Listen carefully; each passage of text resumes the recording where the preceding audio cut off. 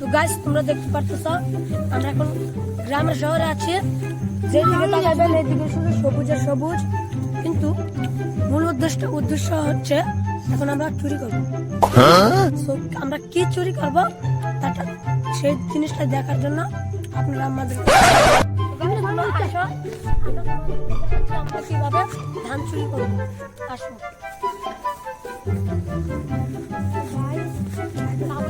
দেখছি না আমার বন্ধুরাও আছে,